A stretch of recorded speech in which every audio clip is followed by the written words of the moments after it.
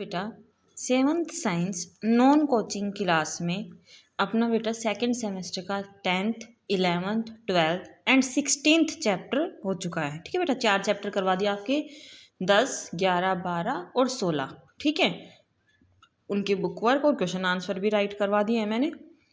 अब हम आते हैं बेटा 17th चैप्टर पे रीड करेंगे। पहले 16, 17, 18 ये कंप्लीट करेंगे, उसके बाद जो बीच में बच गए वो करेंगे 13, 14 और 15। ठीक है बेटा, तो हमारा चैप्टर है फॉरेस्ट आवर लाइफ लाइन। छोटे छोटे चैप्टर हैं, इजी से चैप्टर, जल्दी से इनको हम कंप्लीट कर लेंगे। Forest are one of the natural resource, they form a renewable resource of nature. Forest क्या है? सबसे इम्पोर्टेंट नेचुरल रिसोर्स है ना, वन ऑफ द इम्पोर्टेंट है। और इससे हमें क्या मिलता है बेटा?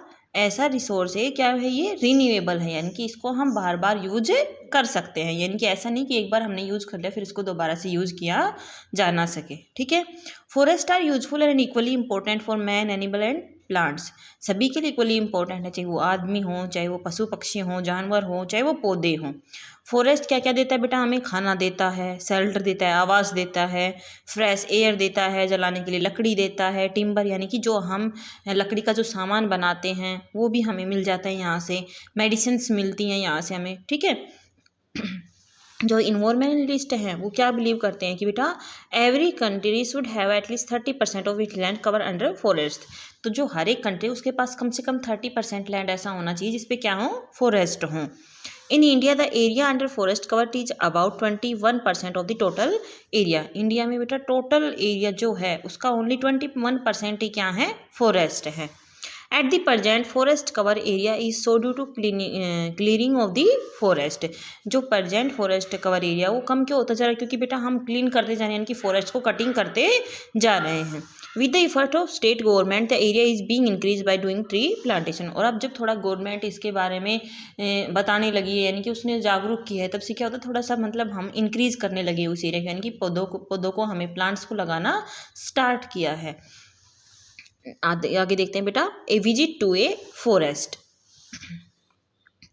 शिवंग्स friend Manoj Tapliyal who was from Uttarakhand, he told Shivang a number of interesting experience about forest. ठीक है, कोई हम किसी के बारे में कोई विजिट करता है, उत्तराखंड से है, तो उसने क्या किया बेटा? अपना एक्सपीरियंस बताया फॉरेस्ट के बारे में।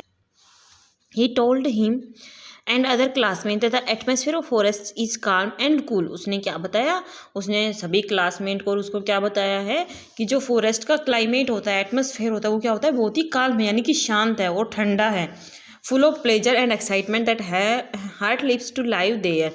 ठीक है, बहुत ही प्लेजर है, यानी वहाँ पे खुशी मिलती है, एक्साइटमेंट होती है, इनकी नई नई चीज़ें देखने को मिलती हैं, तो ऐसा हर्ट करता है, इनकी ऐसा करता है कि मन वहीं पे हम रह जाएं। So many animals, birds and butterflies of various colours make the place attractive and inspiring. ठीक है, ऐसा बनाती है, इनकी बहुत अच्छा हमें वहाँ पे फील होता है, क्योंकि अलग अलग तरह के एनिमल, बर्ड और बटरफ्लाई अलग अलग कलर के वहाँ पे देखने को मिलते हैं।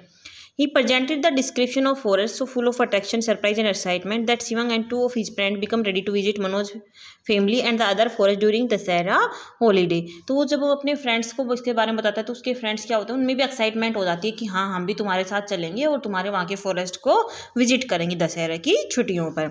They packed some essentials such as camera, notebooks, sticks, knives and suggested by the Manoj. जैसा मनोज ने बताया है उसने उसी के अकॉर्डिंग अपनी पैकिंग कर ली है। उन्होंने क्या किया? They plan to visit the forest near Gopeshwar. Gopeshwar के नियर जो फॉरेस्ट है उसको विजिट करने का प्लान बनाया है उन्होंने। When they visit the forest one local person also agree to company them. जब वो विजिट करने जाएंगे तो वहाँ पे कोई लोकल पर्सन जो वहाँ से रिलेटिव है वो उनके साथ जाएगा। When they enter the forest the sun was shining giving a warm feeling in the cool atmosphere of the forest.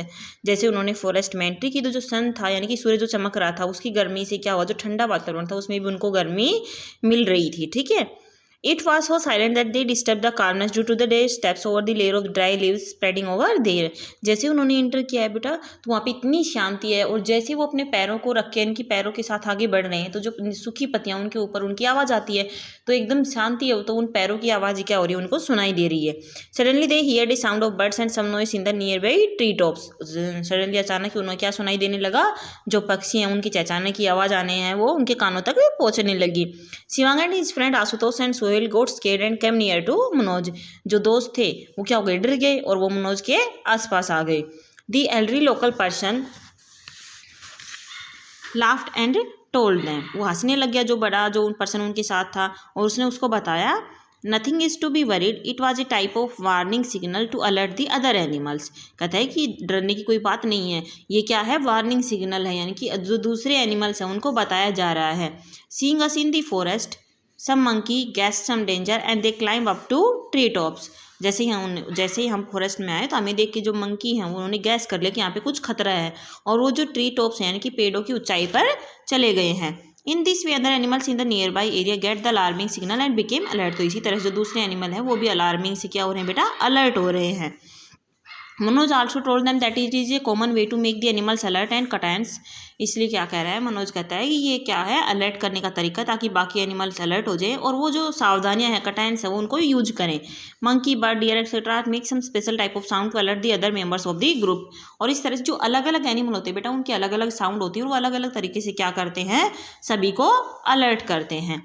Manoj then took them to a place at a height to sit and to show them to broad view the forest। जब वो उसके बाद क्या करता है, मनोज उनको एक height पे यानी कि ऊंचाई पे लेके जाता है जहाँ से पूरे फॉरेस्ट का व्यू है उनको दिखाई दे।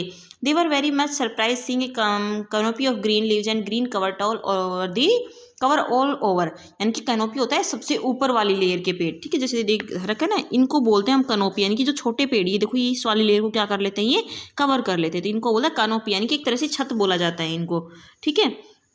The amount of sunlight reaching each layer decide the vegetation growing there, यानी कि हर एक लेयर में क्या होता है, अलग अलग सनलाइट लेयर आती है, तो उसी के हिसाब से जो वेजिटेशन यानी कि पेड़ पौधे हैं वो ग्रो करते हैं। After coming down Manoj suggested if they wanted they could go into the deeper part of the forest.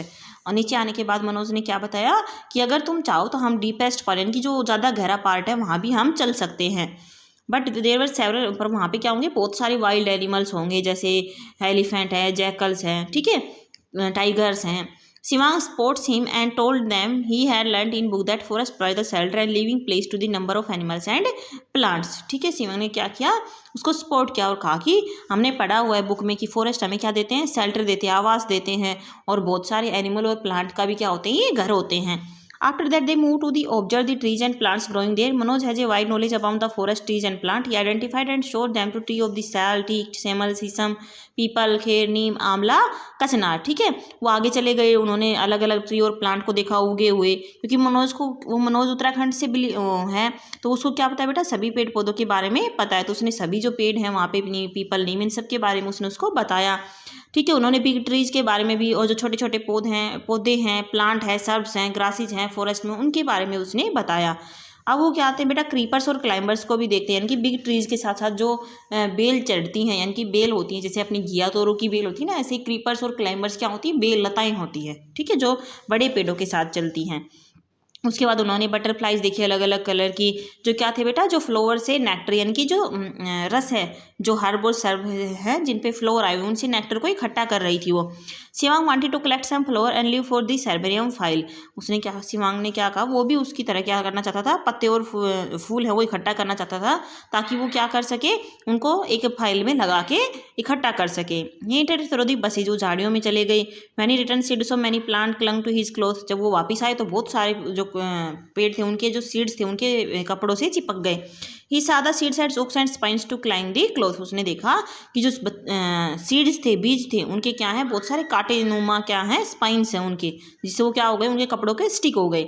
He remembered that some seed have climbing devices that they get their seed dispersed through animals and human beings। वो कहता है इस तरह से वो चिपक जाते हैं एक दूसरे के साथ, और फिर इसी वजह से क्या होते हैं, वो जो सीड हैं, बीज हैं, अलग अलग जगह पे फैल जाते हैं, ठीक है। In the bushes they came to see squirrels, insect, spider and worms and insect also present in the bark of big trees and decaying leaves. इसके बाद उन्होंने झाड़ियों में क्या देखा बेटा, बहुत सारे इंसेक्ट यानी कि कीड़े मकोड़े उन्होंने वहाँ पे देखे, और जो कीड़े थे वो कहाँ थे, जो बड़ी बड़े पेड़ थे उनकी जो छाल होती है, पेड़ की छाल होती है, उसमें वो थे, ठीक है।